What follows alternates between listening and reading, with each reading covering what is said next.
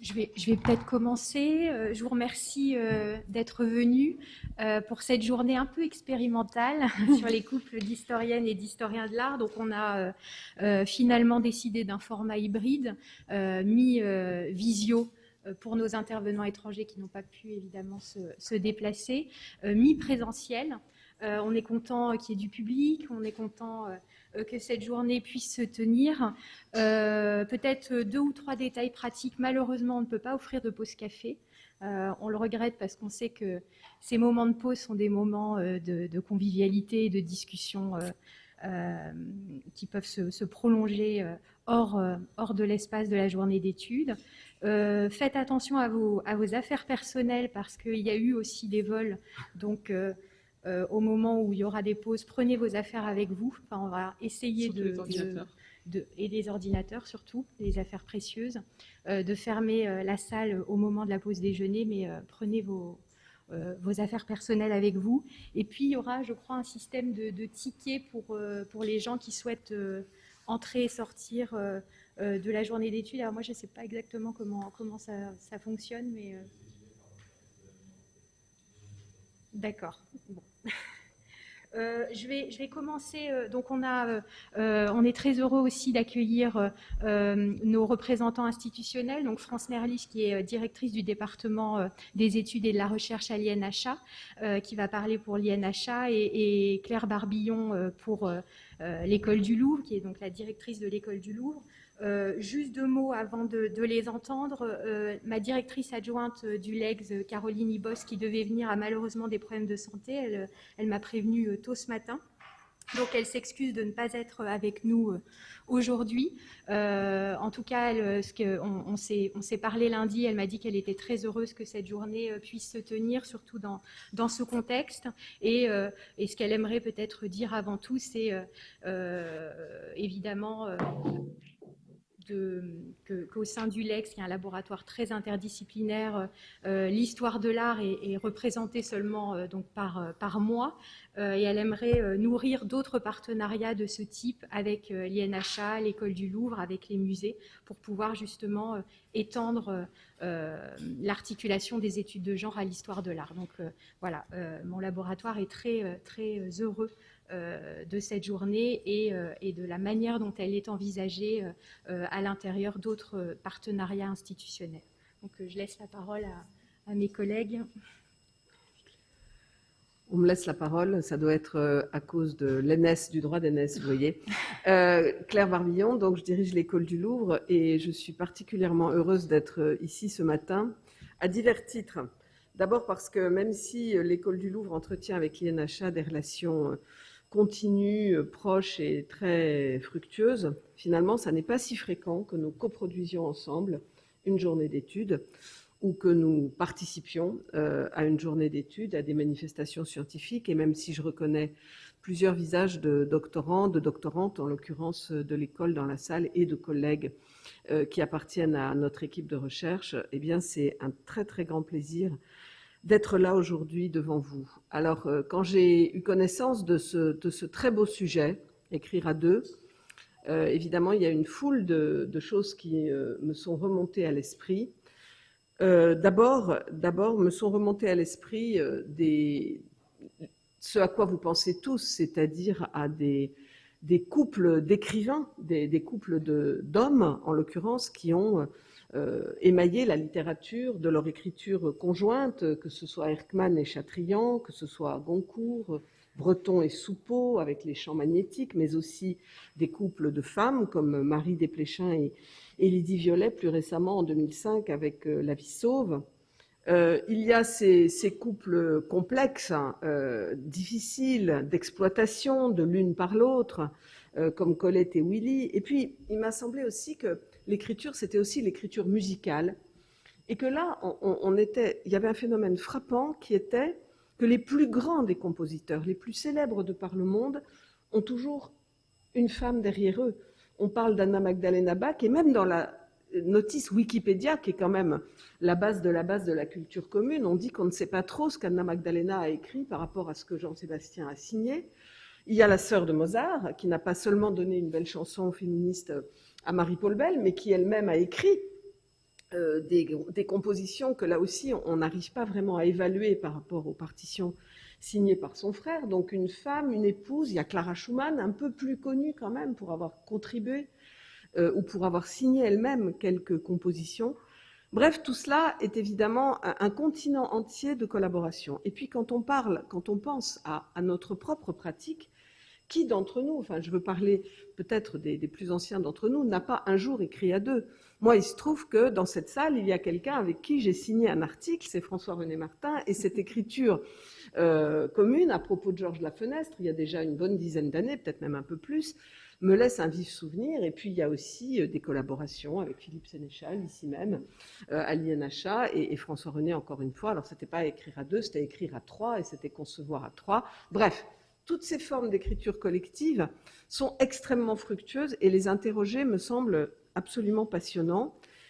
Alors évidemment, la particularité de ce qui va se passer aujourd'hui, je pense, c'est aussi de s'intéresser à cette écriture de l'histoire de l'art à la lumière des problématiques du genre. Et évidemment, c'est ce qui nous saisit tout de suite. C'est finalement comment est-ce que une relation éventuelle de pouvoir s'immisce, se tisse, s'entrelace avec une relation d'écriture et de production intellectuelle.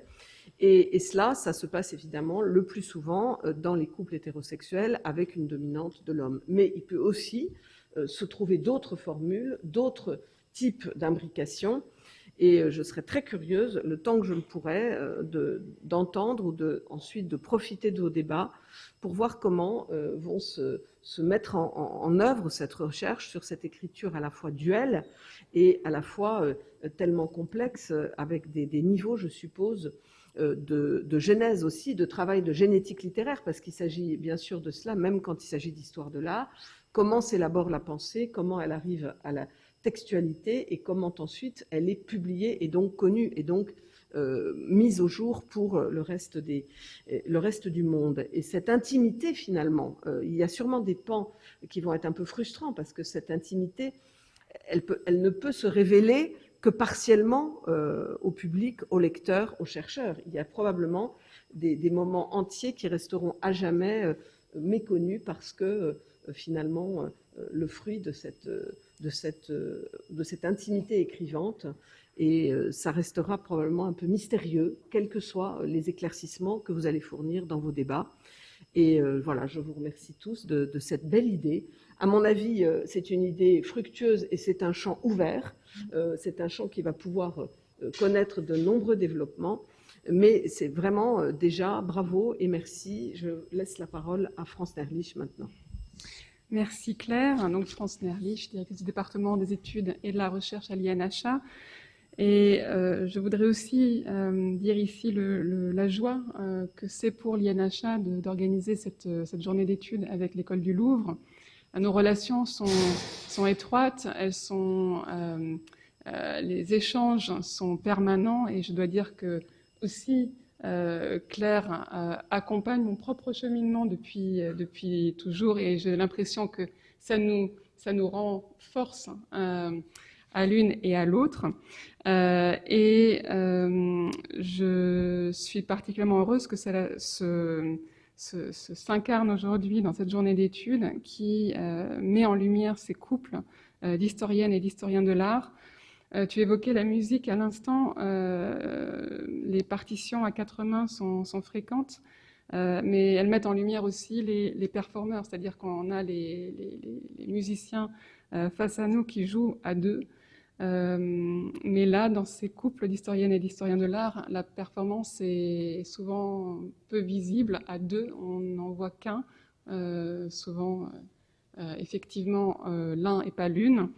Et c'est un travail qui va justement essayer d'explorer cet angle mort de l'histoire de l'art, qui est cette conception conjointe, cette réflexion commune qui se mêle et qui finalement se coule souvent sous un seul nom, et qui va faire date dans l'histoire et l'historiographie sans qu'on tienne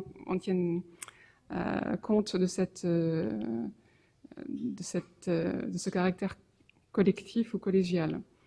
C'est un peu aussi cette histoire de l'art qui s'écrit autour des grands noms, et qui oublie les collaborations, qui oublie les œuvres qui sont réalisées en atelier, qui sont réalisées avec des partenaires qui souvent jouent un rôle déterminant, et finalement l'histoire de l'art ne retient que le nom du héros. Et je pense que là, l'histoire de l'art, ou la discipline, s'est au cours des dernières années aussi beaucoup intéressée à la production collective, collégiale, et à essayer de renverser un peu cette dominante du héros. Et ce glissement vers ceux qui écrivent l'histoire de l'art est tout à fait passionnant. Et nous allons donc pouvoir aujourd'hui écouter ces propositions. La matière est difficile, les sources sont éparses, et je crois aussi que le fait que cette recherche ait pu se combiner avec un travail en cours, un programme de recherche qui porte sur l'histoire de la bibliothèque d'art et d'archéologie créée par Jacques Doucet, un programme initié par Marianne Sarda, co-dirigé et dirigé par Pascal Cugy, qui a permis aussi de se plonger dans les archives difficiles et parcellaires de cette bibliothèque, a peut-être donné l'intuition aussi de ce qu'on pouvait récoller comme morceaux pour retracer ces travaux communs d'historiens, d'historiennes de l'art. Et cette plongée dans les archives sera sans doute un fil continu au cours de cette journée, avec une tentative de les faire parler. Et ça fait partie en fait de ces grandes interrogations. Que faisons-nous avec les archives des historiens de l'art? Que peuvent ces archives, que peuvent-elles nous dire? Et en quoi est-ce que cela nous incite à écrire, nous aussi, différemment? Nous avons eu une discussion il y a quelques temps avec le directeur d'une très grande institution qui achète beaucoup d'archives d'historiens de l'art, et il se demandait est-ce que cet investissement vaut la peine? Qu'est-ce qu'on en tire en réalité? Et je pense qu'en fait, cette journée montre tout l'intérêt qu'il y a à collecter ces archives et à essayer d'en faire une lecture renouvelée. Alors, c'est une journée qui est portée par des binômes, des trinômes, des quatuors. Le comité scientifique lui-même, qui est composé de Victor Claes, Pascal Cugy, Charlotte Fouché et François-René Martin, qui se sont configurés en binôme, trinôme et quatuor au gré des associations. Je pense aussi que cette figure du binôme ou du couple s'inscrit dans des constellations très, très diverses, et que sans doute cet environnement, cet écosystème sera aussi un sujet pour les contributions à venir. Mais très concrètement, ce sont aussi ces écosystèmes qui ont permis la tenue de cette journée aujourd'hui. Je parlais de ce programme que nous appelons BA, Bibliothèque d'art et d'archéologie. Cette idée de journée d'études est née autour d'une dynamique collective de recherche autour de cette bibliothèque, avec ces deux directrices, avec ces membres du comité scientifique. C'est né, ça a été porté par très fortement Pascal Cugy et François-René Martin, qui forment aussi un binôme au sein de l'école du Louvre en tant qu'enseignants, et qui accompagnent beaucoup de jeunes chercheurs dans des réflexions autour de l'historiographie. Et toute cette équipe, maintenant il faudrait parler d'équipe finalement, a été aussi soutenue très très très fortement pour la réalisation de cette journée d'études par notre service des manifestations, dont on peut saluer l'agilité, la flexibilité, la réactivité au vu des circonstances actuelles, des reports jusqu'à cette organisation, voilà, aujourd'hui possible et mixte, comme on l'appelle, avec aussi tous ces collègues et amis qui se trouvent à l'écran derrière nous. C'est aussi le service des moyens techniques de l'INHA qui s'est très fortement impliqué pour rendre possible cette configuration qui pour nous est encore assez nouvelle et que nous allons roder de plus en plus. Donc pardonnez-nous d'avance si par moment il y a des des problèmes techniques, mais nous sommes encore un peu novices.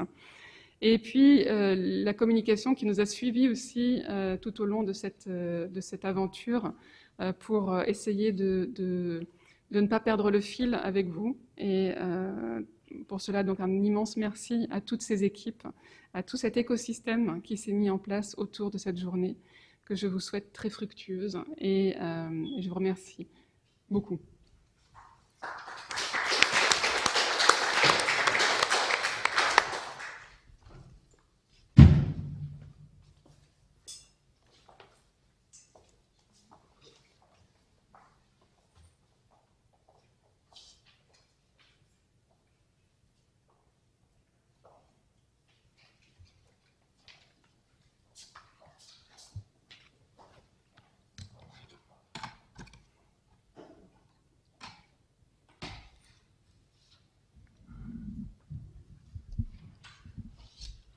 Donc bonjour à toutes et à tous. Merci beaucoup pour ces mots d'accueil pour cette journée d'études donc, que nous sommes extrêmement heureux de pouvoir enfin ouvrir. Donc cette journée d'études consacrée au couple d'historiennes et d'historiens de l'art dans des conditions et dans un format qu'évidemment nous n'aurions absolument pas pu imaginer l'an passé, à peu près à la même période lorsque nous lancions l'appel à communication auquel les intervenants qui participeront aujourd'hui au débat ont répondu. Donc nous tenons d'abord à remercier ces intervenants, qu'ils soient directement présents dans cette pièce ou à travers l'écran de leur ordinateur. Comme nous tenons évidemment aussi à remercier les modérateurs qui ont accepté de conserver leur rôle dans ces conditions particulières et qui tous donc se prêteront à cet exercice qu'ont rendu possible nos trois institutions, l'École du Louvre, le laboratoire LEX du CNRS et l'Institut national d'histoire de l'art, dont nous souhaitons donc nous aussi, les organisateurs de cette journée, vraiment remercier les différents personnels, donc en particulier, ça a déjà été dit, mais on y tient beaucoup, les services des manifestations, de la communication et de la régie, dont les personnels ont œuvré avec beaucoup de générosité à la tenue de cette journée, donc sous cette forme hybride, neuve, et qui aura le mérite au moins de renouveler totalement notre approche de ce type d'événement. Donc nous remercions également le public restreint qui a bien voulu faire la démarche de s'inscrire et de venir jusqu'ici pour cette manifestation que nous avons tous les quatre décidé l'an passé, une fois le déconfinement achevé, de maintenir le plus tôt possible, en raison d'abord des incertitudes totales quant à la suite, et ensuite, en raison de notre volonté profonde de nous remettre concrètement au travail à travers ce projet, en conviant des chercheuses et des chercheurs à réfléchir à partir de cas précis pour poser des jalons sur cette question du couple et du duo au travail dans le domaine de l'histoire de l'art. Donc c'est une question, je pense que vous l'avez tous en tête, qui est éminemment complexe et à laquelle nous ont mené de manière plus ou moins rapprochée nos différents travaux et, comme cela a été dit, nos différentes pratiques d'écriture, voire d'enseignement. Alors, lorsque je dis nous, donc je parle au nom des membres du comité d'organisation, donc Charlotte Fouché-Zarmagnan, François-René Martin, Victor Claes et moi-même, qui avons mené des travaux dans des champs différents, qui étaient et qui sont des travaux dans lesquels la figure de l'historienne de l'art peut apparaître, parfois de manière très indépendante, mais aussi bien souvent totalement occultée par celle de son mari ou de son supérieur hiérarchique, qui pouvaient être les mêmes personnes. Les questions de genre sont donc évidemment centrales dans les recherches qui nous ont conduits à organiser cette journée, qu'il s'agisse des travaux au long cours de Charlotte sur les historiennes de l'art, dans lesquels elle s'est forcément beaucoup interrogée sur leur statut marital et leur relation avec les historiens de l'art, ou qu'il s'agisse de travaux menés plus ponctuellement, comme l'étude sur les vide-covers réalisée par François René à l'occasion de la réédition des Enfants de Saturne chez Macula. Alors cette question du couple impose des problèmes historiographiques et méthodologiques qui sont importants, qui sont souvent très difficiles à résoudre et qui ont été récemment explorés dans différents champs des sciences humaines dans le cadre de revues ou de monographies. Alors je citerai juste en exemple, pour montrer l'actualité de la question, le numéro 170 des études sociales, mais je pourrais aussi mentionner les expositions et les études qui sont relativement nombreuses à avoir exploré le couple comme espace de travail chez les artistes et les scientifiques ces dernières années. Et dans le domaine de l'histoire de l'art, on pourrait citer des articles comme celui de Catherine Breusch sur les porteurs ou d'Émilie Lévin sur les Panofsky, qui nous ont semblé extrêmement caractéristiques, voire fondateurs. Alors, si l'on s'attache à la généalogie francophone des travaux, on peut trouver parmi les tentatives un peu plus anciennes les recherches menées par Michel Lafon et Benoît Peters sur la question des duos littéraires, à travers un livre qui cherchait à explorer les mécanismes de l'écriture à deux, une écriture susceptible de faire surgir un troisième personnage, qui ne serait pas simplement l'addition ou la superposition de deux entités, mais bien une nouvelle force, originale, parfois dominatrice, voire ingouvernable. Alors, la recherche du troisième individu créé par le couple, ainsi intéressante qu'elle soit conceptuellement, s'avère cependant très difficile, et un des enjeux de notre journée sera, me semble-t-il, le questionnement sur la possibilité de sortir de l'étude de cas et de promulguer quelques lois, ou au moins de proposer des dynamiques de recherche. Alors, je parlerai maintenant surtout donc, en tant que membre de l'INHA, et je rappellerai que cette institution pourrait faire figure de pionnière dans le domaine des recherches sur les couples en histoire de l'art, même si je ne suis pas sûre que cela ait toujours forcément été à son avantage. Alors, comme vous le savez sans doute, l'INHA a en effet été à l'origine de la publication dans cette entreprise collective, qui est le Dictionnaire critique des historiens de l'art actifs en France de la Révolution à la Première Guerre mondiale, d'une notice consacrée à un couple, donc le couple formé par Jeanne et Marcel Dieu-Lafoy, deux individus dont il sera question aujourd'hui dans la communication de Raphaël Rano. Donc c'est une tentative extrêmement intéressante, mais le couple est cependant moins travaillé dans cette notice en tant qu'entité qu'évoqué comme un assemblage de deux parcours à travers une alternance de paragraphes consacrés tantôt à l'un, tantôt à l'autre de ses composants. Et Jeanne n'apparaît même qu'en filigrane, présentée d'abord comme une figure originale des salons parisiens, accompagnatrice et témoin des aventures de son mari, plutôt que comme une véritable archéologue, et cela même si sa bibliographie scientifique figure en bas de la notice. Alors l'INHA a également à son actif la publication l'an passé d'un ouvrage qui s'inscrit cette fois pleinement dans nos problématiques et dont nous parlera Philippe Despois, qui est donc la biographie d'Abby Warburg par Gertrude Bing, un ouvrage qui met en lumière un exemple particulièrement précieux dans ce qui me semble constituer un véritable genre, qui serait le genre de la vie de l'historien ou de l'historienne de l'art, rédigé par son conjoint ou son collaborateur privilégié, un genre qui mériterait sans doute d'être étudié en lui-même et non simplement en tant que recours illustratif.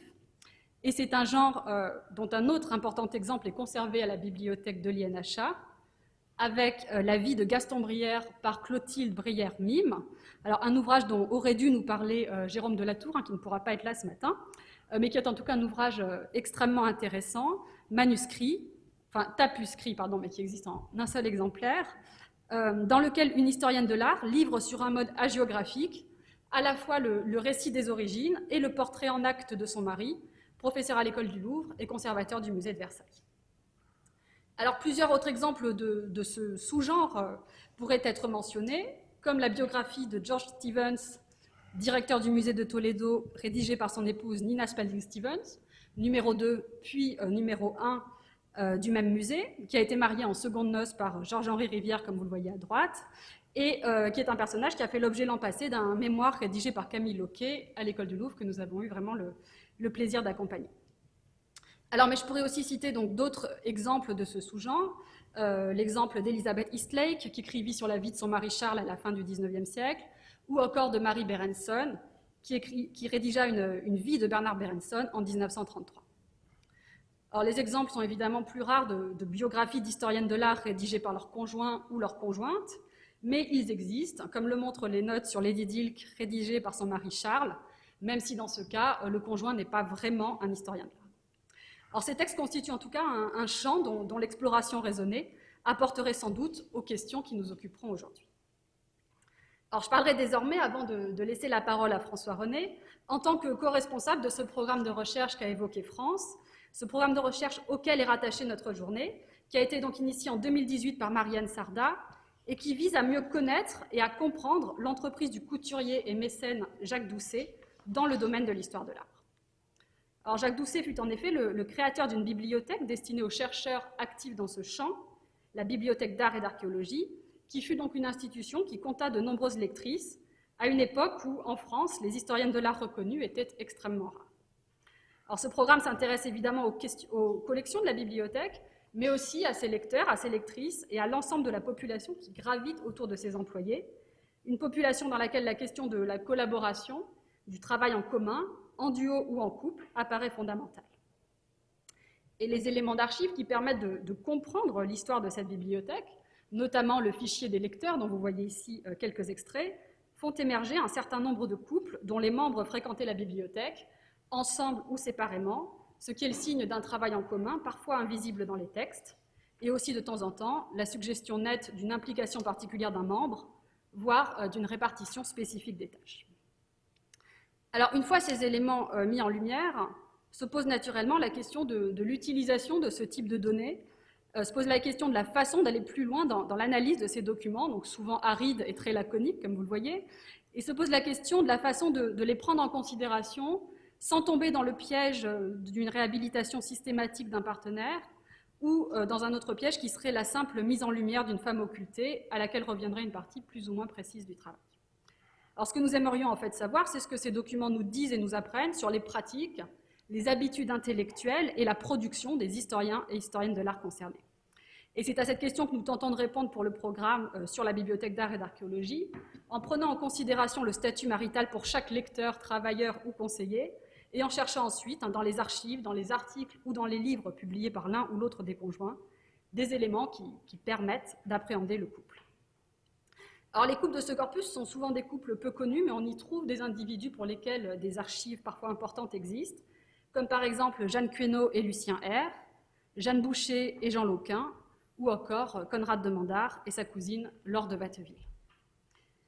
Et ces archives permettent parfois, donc, à côté des textes de conférences et des notes de travail de l'un ou de l'autre, de pénétrer une intimité à la fois amoureuse et intellectuelle, ce qui est aussi un des enjeux de notre journée.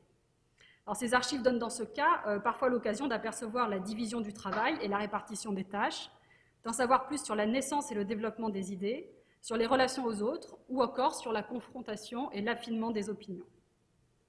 Dans le cas des correspondances, il est à la fois très instructif et très troublant d'être confronté à une matière dans laquelle se trouvent mêlées interrogations scientifiques et mentions douloureuses d'adultère, gestes d'amour et tracas du quotidien. Et là aussi, la question se pose de l'utilisation de cette matière, de son apport à l'histoire de l'art en général, et à nous, historiens et historiennes de l'art soucieux de travailler sur le couple en particulier. Et ce sont des questions auxquelles il est parfois difficile de répondre concrètement, à propos desquelles, nous l'espérons, cette journée apportera des éclairages. Alors, malgré donc, ces incertitudes quant aux possibilités d'utiliser toujours cette manière privée de façon efficace, l'échelle du couple, celle du duo, nous semble vraiment un bon moyen de réfléchir aux possibilités et aux formes de la collaboration en histoire de l'art. Parfois, cela a été dit aussi, en reconfigurant certains attendus liés au genre. Alors, je prendrai juste un exemple, qui est le cas du couple formé par Jeanne Queneau et Lucien R, qui me semble particulièrement intéressant, avec Jeanne Queneau, donc, qui est une élève d'Émile Malle, qui fait travailler pour ses articles sur l'iconographie médiévale son conjoint, Lucien R, de 20 ans son aîné, et qui est davantage connu pour son statut de mentor socialiste polyglotte que pour son intérêt envers l'histoire de l'art. C'est bien pourtant, quand on lit la correspondance, Lucien R qui se rend en bibliothèque pour prendre des notes pour sa jeune épouse, qui dépouille pour elle thèse et revue, et qui lui livre le fruit de recherche dont elle fournit la synthèse dans ses articles, sans jamais remercier son mari. Un mari qui, avant son mariage, avait promis à Émile Malle que Jeanne n'abandonnerait pas l'histoire de l'art, et Marie qui, dans les longues lettres qu'il envoie à son épouse, prône une sorte d'utopie du labeur partagé au sein d'un couple qui se retirerait le plus possible du monde pour jouir du travail et du délassement en commun. Alors ce souhait de Lucien R s'observe dans le programme de travail et de vie qu'il élabore avant le mariage, et je citerai ce passage qui est assez long mais qui me semble assez caractéristique, d'une lettre qu'il écrit à sa fiancée, et qui montre sa vision du couple et en même temps toute la gouvernance qu'il souhaitait opérer sur ce couple. Donc Lucien R écrit « J'ai pensé beaucoup, malgré moi, à tout ce que je vous écrivais hier au sujet des invitations qui vont nécessairement pleuvoir sur vous, sur nous. Voyez-vous, il faut nous défendre très strictement, tout de suite, si nous ne voulons pas soit laisser dévorer tout notre temps, soit risquer de froisser ensuite des personnes bien intentionnées et affectueusement disposées envers nous. Je ne songe pas seulement aux courtes journées qui vont venir, mais aux questions plus graves de toute notre vie ultérieure. Nous connaissons à nous deux assez de monde pour n'avoir jamais une heure à nous si nous nous laissons faire. Notre vie même, nos occupations qui nous sépareront au cœur de la journée, notre tendresse, notre désir profond, infini d'avoir une vie à nous, une intimité, une communion profonde de nos êtres, nos heures de lecture commune, de travail commun, de délassement commun, de promenade, de course, de flânerie commune, une vie sans hâte, sans bousculade, sans faux semblant, sans obligation mondaine, sans servitude. Tout cela nous oblige à nous réserver beaucoup, à ne nous laisser aller qu'à bon escient, pour un petit nombre, choisi peu à peu, d'amis que nous aimerons de même, vous et moi de même cœur. Il faut que nous restions libres d'ailleurs, sans rien qui sente la contrainte, la commande, la banalité. Et il ne faut pas vous effrayer de ce que je vous dis là, ma chère femme, mon enfant chéri. Vous savez que nous agirons toujours d'un commun accord, que vous serez l'être le plus libre de la terre, et que je me dévouerai tout entier à votre bonheur, à votre être chéri et délicieux. Mais je vous mets en garde et je vous demande de songer dès à maintenant à ménager la vie. Alors, dans le cas de ce couple précis, un QNOR, les aspirations à la symbiose se fracassent assez rapidement sur les réalités du quotidien, notamment financières, en particulier lorsqu'arrivent les enfants et la maladie. Et si l'on regarde l'ensemble du corpus des couples de la bibliothèque, on s'aperçoit que les différentes logiques d'empêchement à l'œuvre d'un point de vue économique et social rejoignent souvent l'auto-effacement des femmes. Alors c'est le cas pour un autre couple dont je parlerai brièvement, celui formé par Edmond Potier et Madeleine Gorge. Edmond Potier, donc un conservateur et professeur éminent, et Madeleine Gorge, une femme de lettres qui nous intéresse parce que sans avoir eu a priori de véritable activité d'historienne de l'art, elle publia en 1912 un roman intitulé Feuilles mortes, couronné du prix de la vie heureuse grâce à Jeanne Dieulafoy. Et ce roman, écrit sous un pseudonyme masculin, à propos duquel Madeleine Gorge se défend bien sûr de s'être inspirée de son propre couple, est en fait un terrible récit d'apprentissage du mariage, donné du point de vue de la femme, une jeune fille de bonne famille qui suit des cours d'histoire de l'art à la Sorbonne et qui épouse trop rapidement un jeune industriel, juste avant de rencontrer son cousin, un doctorant revenu dans le corps, promis au Collège de France, dont elle devient l'assistante pour se remettre d'une fausse couche. Alors, à travers ce livre est finalement décrite, au-delà des douleurs amoureuses et de l'impréparation au mariage, l'aspiration des femmes au travail intellectuel, qui devient un terrain de jouissance et quasiment d'égalité au sein d'un duo qui n'existe qu'en dehors de la vie publique, un duo qui constitue un véritable espace d'épanouissement pour une femme qui refuse la monotonie des travaux d'aiguille et des réunions de famille. Et cela se voit très concrètement dans des questions d'écriture, puisque la narratrice devient la traductrice cachée du doctorant, livrant des combats avec différentes langues et jargons, mais aussi avec tout un tas de préjugés, notamment sur la faiblesse supposée de l'œil des femmes en termes de typographie.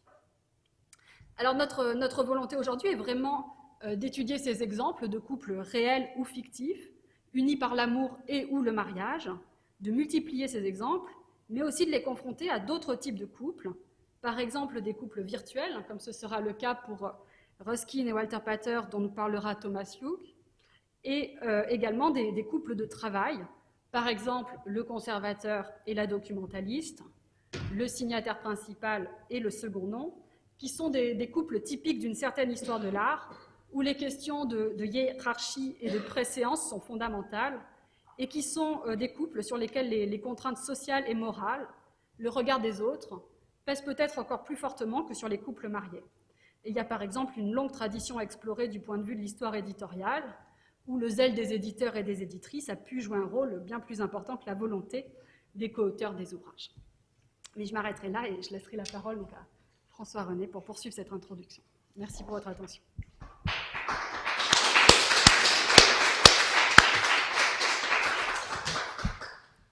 Alors, je voudrais à mon tour prolonger de manière ramassée et plus modeste ce que vient de dire Pascal Cugy et qui montre d'emblée, d'une part, la richesse de la matière qui est devant nous, déjà abordée dans quelques travaux pionniers en histoire de l'histoire de l'art, et d'autre part, les redoutables problèmes d'analyse ou même d'interprétation que cette matière pose et dont Pascal vient de rendre compte. Je ne fais ici qu'en reformuler l'énumération, la division des tâches, la visibilité des uns, l'invisibilité des autres, la mutualisation amoureuse ou pragmatique des ressources intellectuelles et économiques, le partage inégalitaire des succès.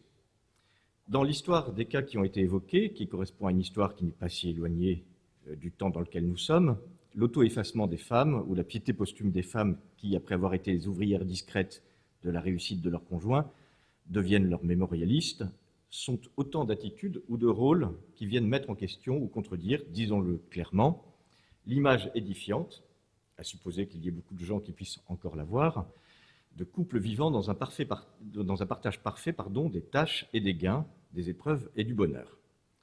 Je voudrais ici repréciser que la manière dont nous avons compris le sens du mot « couple », qui fut l'objet d'une longue discussion entre nous, et d'un parfait accord, je crois pouvoir le dire, se voulait résolument ouverte et exploratoire. Les couples hétérosexuels comme homosexuels, d'une part, les couples dans le sens de la loi, et naturellement hors du sens que lui donne le droit civil, évidemment. D'une certaine façon, cela tirait la notion jusque dans ses limites en l'approchant de celle du duo, comme l'a déjà indiqué Pascal. Le partage entre les deux est évidemment bien difficile à poser.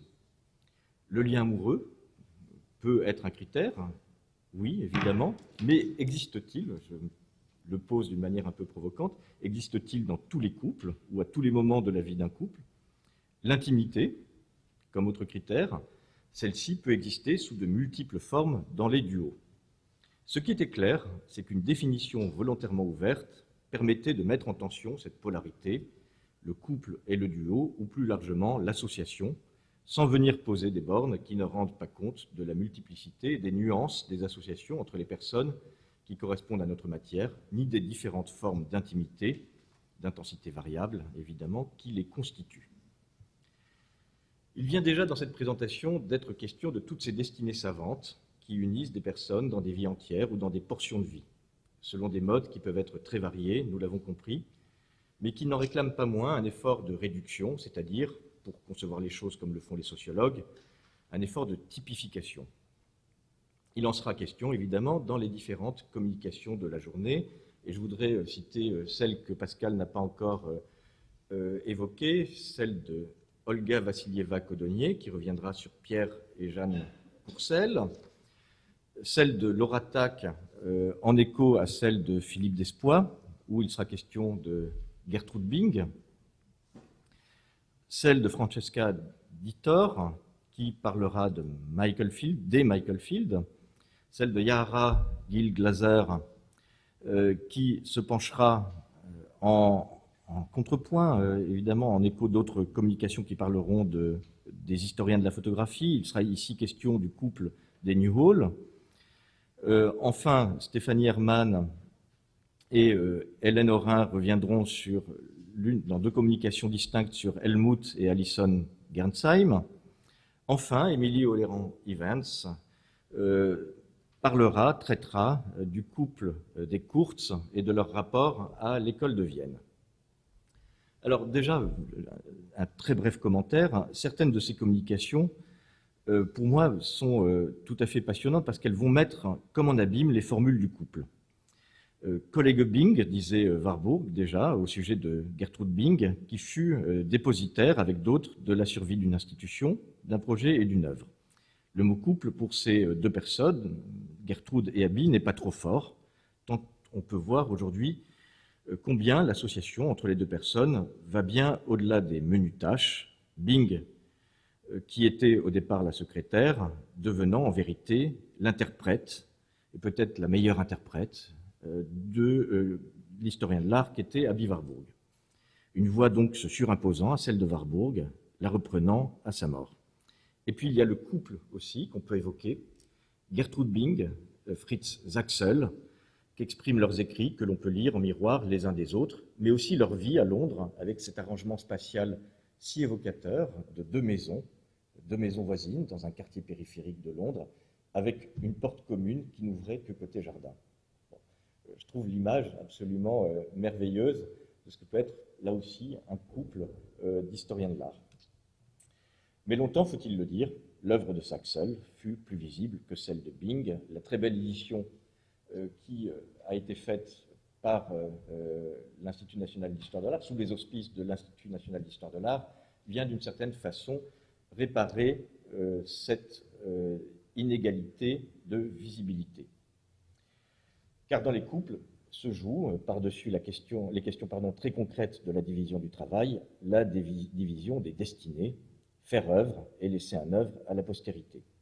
L'historiographie, aujourd'hui, est militante et inventive, conceptuellement, mais elle est surtout plus juste, qui vient replacer Gertrude Bing, et pour les meilleures raisons, au même niveau, et peut-être même au-delà, de Fritz Zaxel.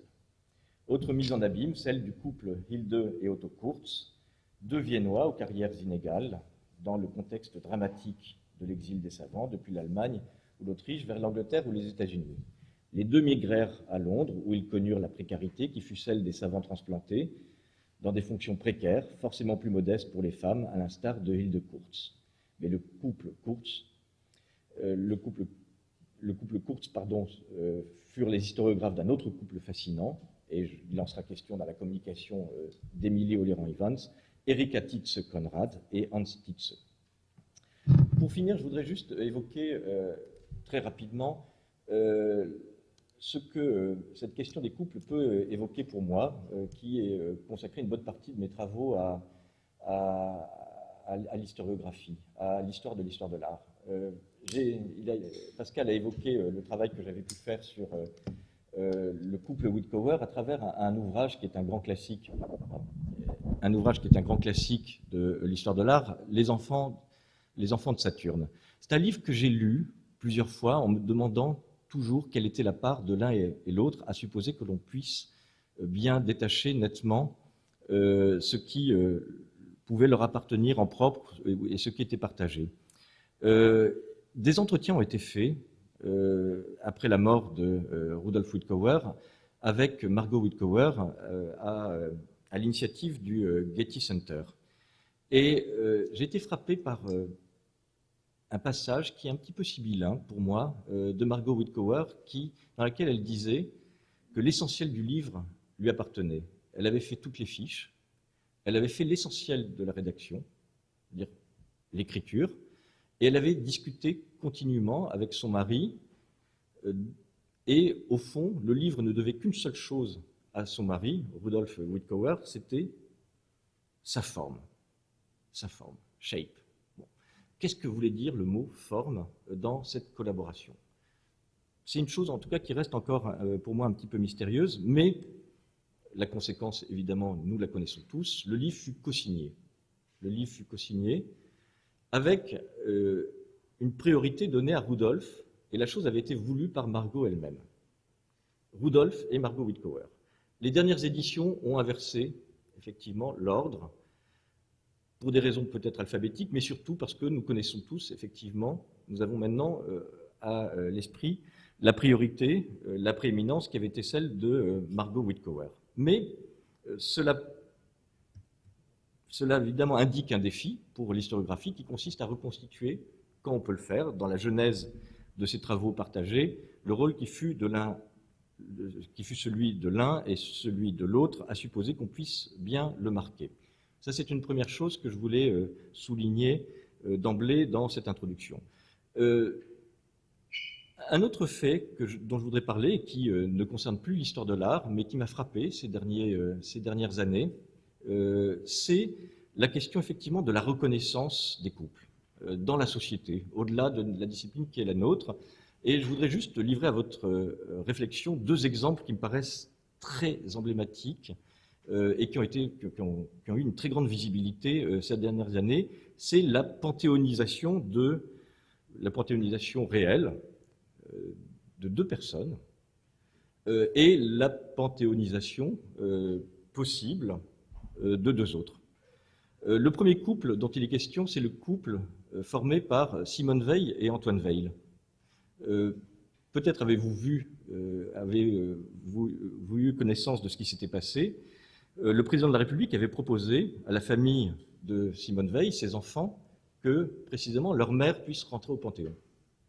Les enfants ont refusé en avançant un motif qu'il était impossible de séparer leurs parents, qu'ils devaient continuer à être réunis dans leur tombe. Et le président de la République a résolu la question en proposant à la famille que les deux épouses soient transférées au Panthéon. C'est-à-dire que pour la première fois, je crois, dans l'histoire du Panthéon, un homme a pu y accéder avec un droit qui était suffisant pour qu'il y accède, c'est le fait d'avoir été le conjoint d'une femme illustre, de la femme illustre qui était Simone Weil. Je pense que c'est quelque chose qui, évidemment, peut susciter notre interrogation, en tout cas, qui est un fait tout à fait passionnant à analyser. L'autre cas, vous le connaissez sans doute, c'est le débat aujourd'hui qui entoure la possibilité éventuelle, mais c'est un débat qui est évidemment à la fois très sensible et qui marque des désaccords qui sont tout à fait remarquables, me semble-t-il, le fait de faire rentrer à la fois Rimbaud et Verlaine au Panthéon. Et la pétition qui a été lancée, évidemment, entend les faire rentrer comme un couple, évidemment un couple homosexuel.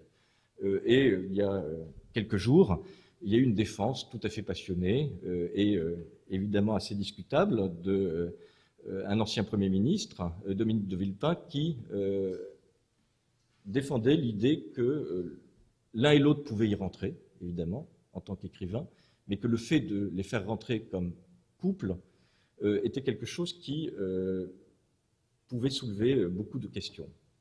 Évidemment, je n'y répondrai pas ici à ces questions, mais il me semble que ces deux événements, qui évidemment ont quelque chose de très symbolique, montrent combien la question des couples est une chose qui est à la fois passionnante et un objet de recherche qui est forcément soumis à de multiples interrogations, des désaccords ou des échanges qui, je l'espère, pour notre journée d'études, seront très fructueux. Je vous remercie pour votre attention.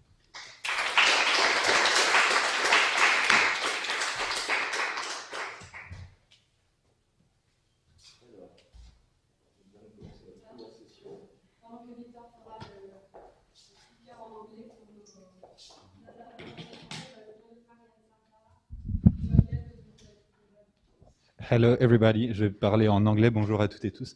Hello everybody, it feels like you're not included in the event, but you're fully included and we see your beautiful faces on the screen.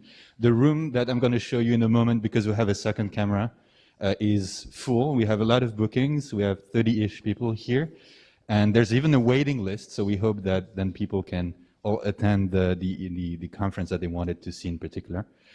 We had a round of thank you. We are very happy to organize this with the INHA in collaboration with the Louvre, École du Louvre, and the CNRS, so that they were all, of course, mentioned and all talked about how that field of study is opening even more within the field of art history with this event. So right now the first panel is about to start. We stick to the plan and the timing, even though Jérôme de Latour, who was supposed to give the first talk, won't be with us today, unfortunately. But we're going to start right off with the first contribution, which is the second on the program, so that I can see the room. And je laisse la parole désormais donc à la modératrice de cette session, Marianne Sarda.